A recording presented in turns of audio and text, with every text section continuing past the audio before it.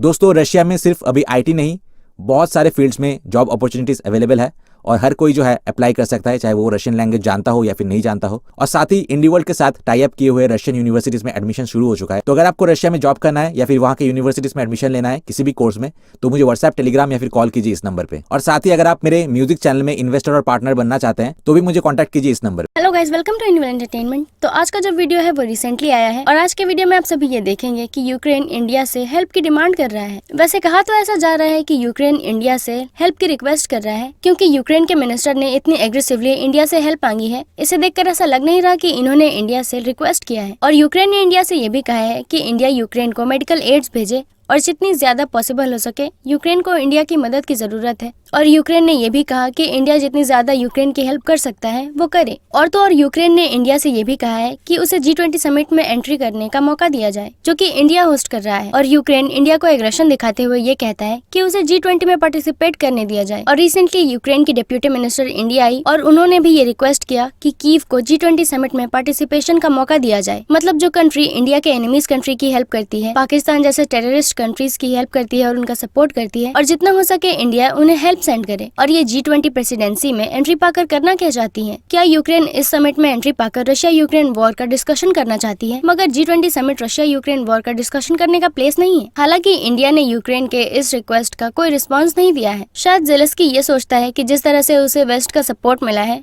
उस तरह से वो इंडिया को विश्व गुरु का दाना डालकर अपने डिमांड्स और अपनी जरूरतों को पूरा कर लेगा। और यूक्रेन ये सोचता है कि इंडिया अपने इंपॉर्टेंट पार्टनर का साथ छोड़कर स्टूपिड यूक्रेन का साथ देगा। तो ये इनकी बहुत बड़ी गलतफहमी है। मतलब जिसे देखो वो मुंह उठाकर इंडिया से हेल्प मांगने आ जाता है। और यूक्रेन जो जस्टिस की बात कर रहा है, जब पाकिस्तान और चाइना के वायरस ने इंडिया पर अटैक किया था तो यूक्रेन का ये जस्टिस का साइड यूरोप में कहाँ खो गया था। सच में इंडिया की और वेस्ट की जो हिपोक्रेसी है वो अनबिलीवेबल है। और यूक्रेन भी वेस्ट का एक पपेट है, तो इनसे उम्मीद भी क्या ही की जा सकती है। और मुझे तो ऐसा लगता है कि यूक्रेन को अपने इस जस्टिस की स्पीच बंद कर देनी चाहिए। जो हमेशा पाकिस्तान का सपोर्ट करते आए हैं वो ये सोच रहे हैं कि इंडिया इनकी हेल्प करेगा। तो चलिए हम सभी ये वीडियो देखते हैं और वीडियो देखने के बाद हम काफी सारे इंटरेस्टिंग कमेंट्स भी पढ़ेंगे।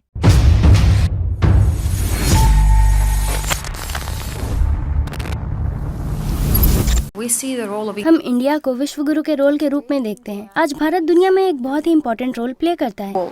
India may take also this leadership. Discussions में यूक्रेनियन एजेंडे को शामिल करके और इसे एंगेज करके भारत ये लीडरशिप भी ले सकता है। प्राइम मिनिस्टर मोदी जी ने और नेशनल सिक्योरिटी के एडवाइजर मिस्टर डोवल ने ट्रैवल किया, और जबकि वो 3 बार मॉस्को गए, तो ऑफ कोर्स ये सवाल है कि क्या वो कीव आएंगे। और हमें कीव में भारत के लीडर्स का और ऑफिशियल्स का वेलकम करने में भी खुशी होगी। Leaders and officials of India in Kiev, we see the role of हम दुनिया के आर्बिटर की तरह भारत के विश्व गुरु की भूमिका को देखते हैं। ये कई सारे स्पिरिचुअल लीडर्स का होमलैंड है। और फॉर एग्जाम्पल मैं इंडिया में कई बार पुट्टपार्थी आई हूँ, जो कि मेरे प्यारे गुरु श्री सत्य साईं बाबा के वहाँ बेंगलोर के पास एक छोटा सा गांव है। beloved guru who is Sri Satya Sai Baba. और मुझे ये लगता है कि ये विरासत पूरी दुनिया के लिए बहुत जरूरी है और ये वो चीज है जिसे इंडिया नेचुरली ला सकता है। लेकिन किसी भी स्पिरिचुअल टीचिंग का बेसिस जस्टिस है। Spiritual teaching is justice. Without बिना जस्टिस के हम आगे नहीं बढ़ सकते हैं। without love as a प्यार एकमात्र तरीका है कि हम एक दूसरे के साथ कैसे कम्युनिकेट कर सकते हैं। लेकिन कभी कभी हमारे पास ऐसी कंट्रीज होती हैं जो कि लव के बजाय, फ्रेंडशिप के बजाय और अपने पड़ोसियों के बजाय वॉर को चुनते हैं। और हमारे पास ऐसी कंट्रीज हैं। इसीलिए मुझे लगता है कि इससे डील करना हम सभी पर निर्भर करता है। और एक विश्व गुरु के रूप में इंडिया इसमें भी एक बड़ी भूमिका और एक महान रोल प्ले कर सकता है। in also this. We also हम वॉर को रिसॉल्व करने के लिए डायरेक्टेड किसी भी कोशिश का स्वागत करते हैं। resolving the war. We are the most interested country to stop this war because our people. क्योंकि हमारे लोग मारे गए हैं और ये हम सभी के बारे में है। और हम यूक्रेन में वास्तव में ऐसा महसूस करते हैं कि सिचुएशन को फेस करना और इससे डील करना हमारी कॉमन रिस्पॉन्सिबिलिटी है। मैं यहाँ पर एक बहुत ही इम्पोर्टेंट मैसेज लेकर आई हूँ कि यूक्रेन सच में चाहता है कि इंडिया और यूक्रेन क्लोज आए। And Ukraine come closer. हाँ, हमारे इतिहास के अलग पेजेस हैं और हमारा सोवियत हेरिटेज था और सोवियत यूनियन में हमारे रिलेशन का एक अलग स्टेज था। Age of our relations within the Soviet Union. But now लेकिन अब मेरी कंट्री अपना इंडिपेंडेंस गेन कर रही है, लैंग्वेजेस पर बेस्ड अपनी पहचान गेन कर रही है, जो कि रशियन लैंग्वेज नहीं है, क्योंकि हम सभी को दशकों से रशियन लैंग्वेज बोलने के लिए मजबूर किया गया था। लेकिन हम यूक्रेनियन लैंग्वेज को वापस लाने का ट्राई कर रहे हैं और ये किसी भी सोसाइटी के लिए बहुत नॉर्मल है। मुझे पता है कि आपकी कंट्री में भी ये रिथोरिक्स पोस्ट कॉलोनियल सोच के तरीके की तरह है।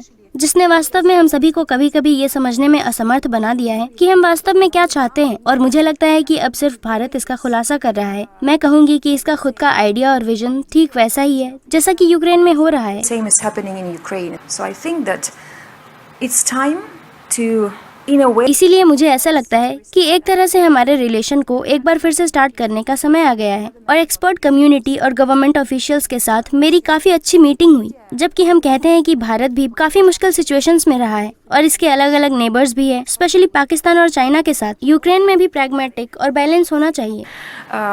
यूक्रेन के सभी लोग अब इंटरनेशनल रिलेशन के एक्सपर्ट हो गए हैं। relations. They closely watch. वो डिफरेंट लीडर्स के साथ साथ प्राइम मिनिस्टर मोदी जी को, national security advisor mister Doval के ट्रैवल के कमेंट्स पर क्लोजली वोट करते हैं।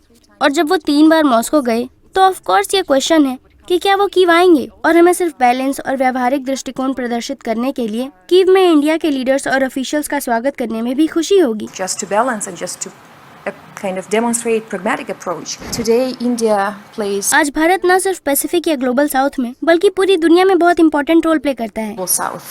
The presidency in G20 G20 में प्रेसिडेंसी इसे न सिर्फ एक तरह का प्रेसिडेंट ही बनाती है बल्कि और ज्यादा जिम्मेदारियां भी लाती है। also brings additional responsibility. We feel that हमें लगता है कि यूक्रेनियन एजेंडा कुछ ऐसा है जो कि पूरी दुनिया को प्रभावित करता है, क्योंकि ये एक लिटमस पेपर है जो इंटरनेशनल सिस्टम की सभी कमियों और खामियों को दिखाता है। और जब भी किसी स्ट्रॉन्ग कंट्री द्वारा हमला किया जाता है तो सोवरिन कंट्रीज की रक्षा करने में असमर्थ होता है और उन्हें इंगेज करके भी लीडरशिप को ले सकता है। इसीलिए मुझे लगता है कि भारत यूक्रेनियन एजेंडे को उस डिस्कशन में शामिल करके और इसे इंगेज करके इस लीडरशिप को ले सकता है जो साइड इवेंट्स या साइड लाइन्स या G20 को डेडिकेटेड इवेंट्स या G20 के समिट के अंदर होगा। G20 or within summits of G20.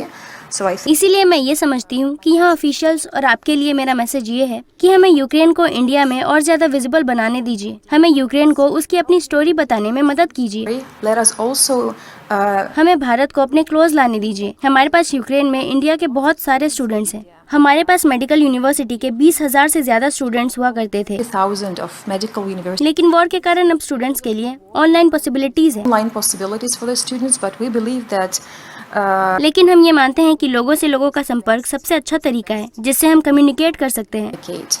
And to conclude, finally, और फाइनली फुल इन्वेशन स्टार्ट होने के कुछ महीने पहले निष्कर्ष निकालने के लिए हमने महात्मा गांधी के जन्म के 150 साल के बाद एक मोनुमेंट ओपन किया है। since 150 years of his birth, it was a very, I would say, मैं कहूँगी कि ये मेरे लिए एक बहुत ही इमोशनल मोमेंट था। मुझे यूक्रेनियन गवर्नमेंट की ओर से स्पीकर बनने के लिए इनवाइट किया गया था और मुझे लगता है कि महात्मा गांधी की विरासत यूक्रेन में बहुत एक्यूरेट है। जब मेरे लोग क्रिमियन टेररिस्ट की बात आती है जिन्हें 1944 में स्टालिन के फैसले से डिपोर्ट कर दिया गया था और फिर सोवियत यूनियन के दौरान दशकों से क्राइम के एंटाइटल्स अपनी मातृभूमि में लौटने के अधिकार के लिए लड़ रहे हैं और उन्होंने बिना किसी हिंसा के अपने अधिकार के लिए संघर्ष करके सत्याग्रह गांधी जी के हेरिटेज का इस्तेमाल किया। और हमारी लीडरशिप लगातार कहती रही है कि हमें दूसरों के अधिकार पर कदम उठाए बिना अपने अधिकार के लिए लड़ना होगा। इसीलिए कई मायनों में इंडिया में यूक्रेन के साथ बहुत कुछ सम्मान है और मुझे लगता है कि ये हमारे बायलैटरल रिलेशनशिप के लिए एक बहुत ही बड़ा और अनटैप्ड पोटेंशियल है। और मुझे लगता है कि ये हमारे बायलैटरल रिलेशनशिप के लिए एक बहुत ही बड़ा और अनटैप्ड पोटेंशियल है। और मुझे लगता है कि मेरी विजिट उस डीप और इंटेंसिव डायलॉग की शुरुआत है। intensive dialogue.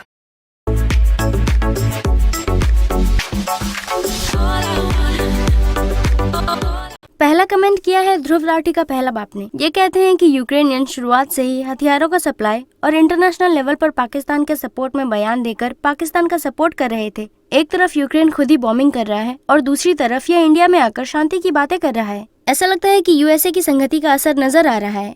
अगला कमेंट किया है VBJ 5885 ने। ये कहते हैं जोकरो और फ्रॉडस्टर की कंट्रीज, इन्होंने हमेशा पाकिस्तान का साथ दिया है। अगला कमेंट है IM वेक्टर का। ये कहते हैं कि आपके फ्रेंड यूएस और उसके दल ने रशियंस को छोड़ने के लिए धमकाने की रणनीति के तहत सब कुछ किया है और अब वो काम नहीं आया तो आप रिक्वेस्ट करने आए हैं। आपने ऐसा पहले क्यों नहीं किया? और यूक्रेन रशिया से बातचीत क्यों नहीं करना चाहता था जब भारत इसे बातचीत से सुलझा सकता था?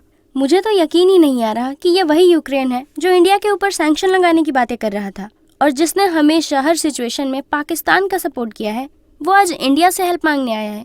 अगला कमेंट है इंडियन बुद्धिस्ट का। ये कहते हैं कुछ भी बोलो आंटी, हम सपोर्ट तो रशिया का ही करेंगे, मस्का लगाने की जरूरत नहीं है। अगला कमेंट है एसटी नाकू का। ये कहते हैं कि एंटी रशिया, यूएस और यूरोप की पपेट वो हमारा समय बर्बाद करने के लिए इंडिया क्यों आती है। इंडिया को डिस्काउंटेड प्राइस पर और रशियन ऑयल खरीदना चाहिए। अगला कमेंट है बॉय मीट्स किचन का। ये कहते हैं कि यूक्रेनियन इंडिया के खिलाफ लड़ने के लिए पाकिस्तान को वेपन सप्लाई करते हैं और अब ये उम्मीद करता है कि इंडिया रशिया के खिलाफ उनका सपोर्ट करेगा। No logic. आकाश दुबे ने कमेंट किया है, डियर यूक्रेन, हमें आपके प्रति बिल्कुल भी सिंपैथी नहीं है। क्यों? क्योंकि आप हर समय हमारे दुश्मन के साथ खड़े रहते हैं। आपने हमारे स्टूडेंट्स को मारा क्योंकि हम आपके रूल्स पर नहीं चले। आप हमारे एनिमी को वेपन सप्लाई करते हैं। आप हमारे खिलाफ इंटरनेशनल फोरम में खड़े हैं। आपका प्रेसिडेंट एक जोकर है जो यूएसए से ब्राइब्स ले रहा है अपनी कंट्री को डिस्ट्रॉय करने के लिए। पहले हमारे लिए कुछ अच्छा कीजिए और फिर हमसे अपने लिए सॉरी फील करने की उम्मीद करना। आपके एग्रेशन और भीख मांगने से उस कंट्री के लिए हमारी पॉलिसीज नहीं बदलेगी, जो हमारे साथ तब खड़ा था जब आप और आपके सो कॉल्ड ब्रदरली कंट्री ने पाकिस्तान के साथ खड़े होकर इंडिया पर हमला करने की कोशिश की थी। इस कमेंटेटर ने तो यूक्रेन का पूरा कच्चा चिट्ठा ही खोल दिया। अगला कमेंट है पार्थ का। इनका कहना है कि अंत में यूक्रेन खुद ही रशियन ऑयल खरीद रहा था। वैसे आप सभी ने इस वीडियो में तो देख ही लिया होगा और ये स्पीच सुनने के बाद आप सभी को ये तो समझ आ ही गया होगा कि वेस्ट की हिपोक्रेसी के लेवल को कोई भी टक्कर नहीं दे सकता। अगला कमेंट है VM3889 का। इनका कहना है कि इस महिला पर यकीन करने का कोई रीजन नहीं है जो ये स्वीकार नहीं कर सकती है कि उसके घर में वॉर मेंबरशिप एम्बिशन के कारण नहीं है। ये इंडिया के लिए एक कैच है। मुझे तो ऐसा लगता है कि अगर यूक्रेन को सच में पीस चाहिए तो उन्हें अपनी चिकनी चुपड़ी स्पीच देना बंद कर देना चाहिए और उन्हें इस वॉर को रोकने की पहल का ये ड्रामा बंद कर देना चाहिए और सरेंडर कर देना चाहिए। अगला कमेंट है मोतिफ का। ये कहते हैं कि यूक्रेनियन मिनिस्टर सिर्फ G20 समिट में एंट्री पाने में इंटरेस्टेड है। भारत को लेकर उसकी सारी तारीफें प्योर बुलशिट है। इंडियन गवर्नमेंट को यूक्रेन को G20 में एंट्री की अनुमति नहीं देनी चाहिए। G20 यूक्रेन रशिया वॉर पर चर्चा करने का प्लेस नहीं है। Long live Indo Russia friendship और यूक्रेन जाए भाड़ में। अगला कमेंट है राजेश पी का। ये कहते हैं कि अब रैबिट को ये रियलाइज हुआ कि वो एलिफेंट, टाइगर, लायन इनसे लड़ नहीं सकता है। वो फाइट करने नहीं आ रहे हैं, बस बाहर से चेयर करने आ रहे हैं। आज के इस वीडियो में इतना ही। मिलते हैं अगले वीडियो में। Thank you.